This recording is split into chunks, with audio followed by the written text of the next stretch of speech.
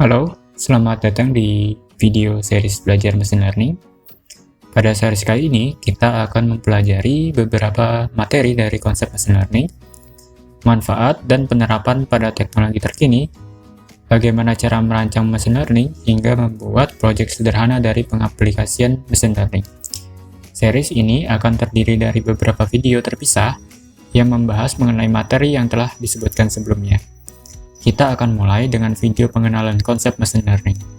Apa yang kita pelajari hari ini akan membantu Anda memahami cara kerja dari machine learning dan contoh penerapan dari machine learning di berbagai bidang.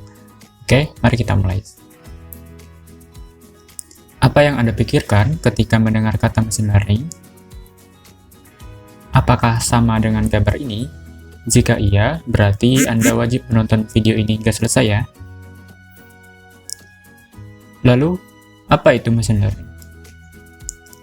Pernahkah Anda menggunakan wajah untuk membuka kunci layar smartphone Anda? Apakah smartphone Anda dapat terbuka dengan wajah orang lain? Kira-kira bagaimana cara kerja mesin dalam membedakan wajah pemilik dan wajah orang lain? Perlu diketahui, sistem ini dikenal dengan istilah face recognition, salah satu penerapan dari machine learning yang menjadi tema kita pada series kali ini. Secara definisi, machine learning adalah salah satu cabang dari bidang kecerdasan buatan yang memungkinkan sistem untuk belajar dari data yang telah diberikan secara otomatis, tanpa perlu secara eksplisit diprogram oleh manusia. Sistem machine learning ini akan mempelajari pola-pola dan struktur dari data yang diberikan, sehingga nantinya dapat digunakan untuk membuat prediksi, klasifikasi data, dan melakukan tugas-tugas lainnya. Singkatnya, machine learning adalah teknik yang mencari tahu model dari data. Data yang dimaksud di sini ialah sebuah informasi yang dapat berupa suara, gambar atau video, dokumen, dan banyak lagi. Lalu, apa yang dimaksud dengan model dalam machine learning? Model yang dimaksud di sini bukanlah seperti seorang model dalam dunia entertain, bukan juga model matematika seperti hukum Newton atau persamaan gerak yang ada di bidang fisika dinamik. Namun, model yang dimaksud di sini tidak lebih dari apa yang diinginkan sebagai produk akhir. Untuk lebih memahaminya, mari kita simak alur kerja dalam proses machine learning. Pertama, machine learning membutuhkan kumpulan data yang digunakan untuk melatih atau mengembangkan model dalam machine learning, yang kemudian akan dipelajari oleh algoritma untuk menemukan pola atau keterkaitan antara data, sehingga dapat digunakan untuk memprediksi label dari contoh data baru yang belum pernah dilihat sebelumnya. Ada beberapa teknik dalam machine learning dapat digolongkan menjadi 3 jenis berdasarkan pada metode pelatihannya. Yang pertama ada supervised learning, kedua unsupervised learning, yang ketiga reinforcement learning. Dan sebenarnya masih banyak lagi tipe machine learning. Yang paling terkenal seperti deep learning akan kita bahas di series yang berbeda karena pembahasannya yang cukup kompleks. Selanjutnya, kita akan membahas apa yang membedakan dari ketiga metode ini. Yang pertama, ini menggunakan metode yang mirip dengan proses manusia belajar yang memerlukan guru atau pengajar. Misal, kita memiliki anak yang masih belum mengerti macam-macam buah, kita menunjukkan gambar buah dan memberitahu nama buah tersebut. Si anak akan mempelajari pola dari masing-masing buah seperti warna, bentuk, tekstur, dan lainnya. Sehingga akan mudah menebak suatu gambar dengan menyebutkan namanya. Namun, mesin tidak mudah untuk memahami suatu objek seperti manusia. Disinilah tantangan machine learning menggunakan supervised learning. Secara definisi, supervised learning adalah salah satu jenis pendekatan dalam machine learning yang menggunakan data yang sudah memiliki label atau jawaban yang benar sebagai bahan dasar untuk membuat prediksi atau mempelajari pola. Proses pembelajaran dimulai dengan memberikan model machine learning dengan sejumlah data yang telah dilengkapi dengan label, dan model akan mencoba untuk mempelajari pola yang terkait dengan label tersebut. Sebagai contoh, misalnya, kita akan merancang suatu mesin yang dapat mendeteksi buah apel dan stroberi. Maka kita membutuhkan data berupa gambar apel dan stroberi serta memberikan label, dalam hal ini nama buah, yang akan dipelajari oleh model sehingga dapat membedakan mana buah apel dan mana buah stroberi.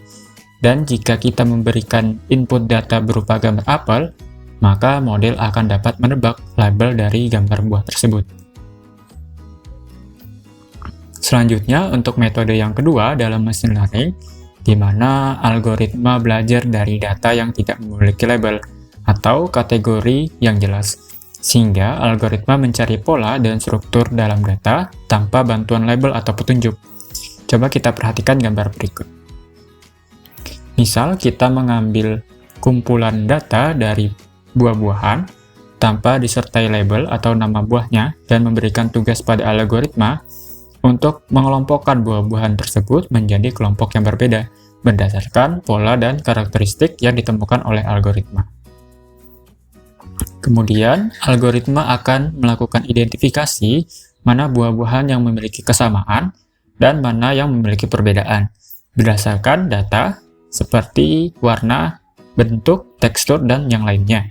Karena metode ini tanpa diberitahu suatu label atau tanpa diajarkan mana yang benar, sehingga metode ini disebut dengan unsupervised learning.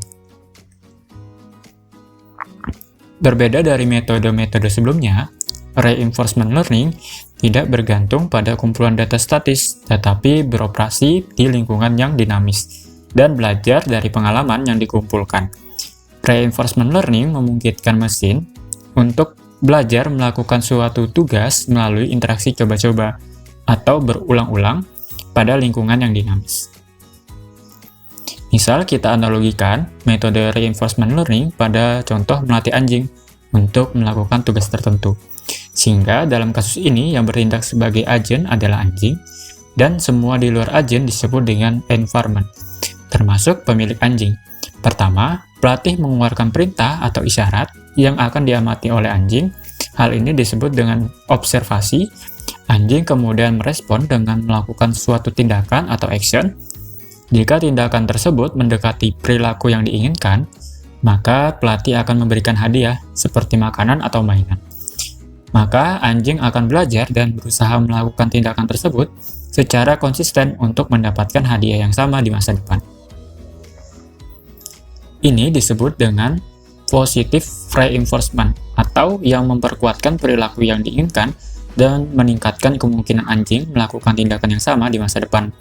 Sementara itu, ketika anjing melakukan tindakan yang tidak diinginkan seperti menggigit atau mengamuk, maka pemilik anjing memberikan hukuman atau punishment dalam bentuk suara keras atau denda, sehingga anjing akan belajar untuk menghindari tindakan tersebut di masa depan.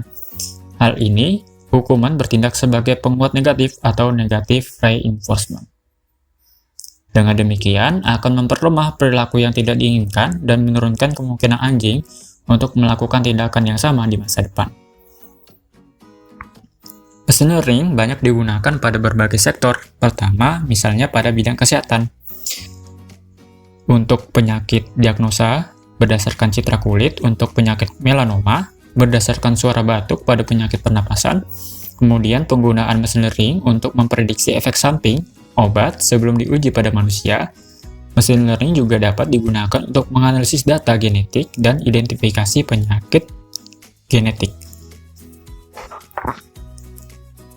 Machine learning dapat digunakan juga untuk menganalisis sentimen data teks seperti tweet atau ulasan produk. Model dibuat berdasarkan data latih dari data teks yang telah dikategorikan sebagai positif, negatif, netral, suka atau tidak suka. Setelah model dilatih, model dapat digunakan untuk menganalisis sentimen pada data teks yang baru. Kemudian ada juga penggunaannya pada kendaraan otonom untuk memprediksi situasi di jalan raya. Model ini dibuat berdasarkan data latih dari situasi-situasi di jalan raya yang berbeda, seperti situasi lalu lintas padat atau kondisi cuaca yang buruk. Setelah model dilatih, kendaraan otonom dapat menggunakan model untuk memprediksi situasi yang mungkin akan terjadi dan membuat keputusan yang tepat dalam mengemudikan. Yang terakhir ada pada implementasi dalam e-commerce. Misalkan terdapat pada sistem rekomendasi produk untuk memprediksi produk yang disukai oleh pengguna berdasarkan riwayat pembelian atau interaksi sebelumnya. Model dibuat berdasarkan data latih yang berisi informasi tentang produk yang dibeli atau dilihat oleh pengguna. Setelah model dilatih, sistem rekomendasi dapat menggunakan model untuk memberikan rekomendasi produk yang sesuai dengan preferensi pengguna. Sekian untuk video pengenalan series machine learning. Pada video selanjutnya, kita akan membahas mengenai step by step menggunakan supervised learning. Terima kasih telah menonton video ini. Jangan lupa untuk like, komen, dan subscribe channel ini untuk video terbaru seputar otomasi. Jika Anda memiliki pertanyaan atau saran, silahkan tinggalkan komentar di bawah video ini. Sampai jumpa!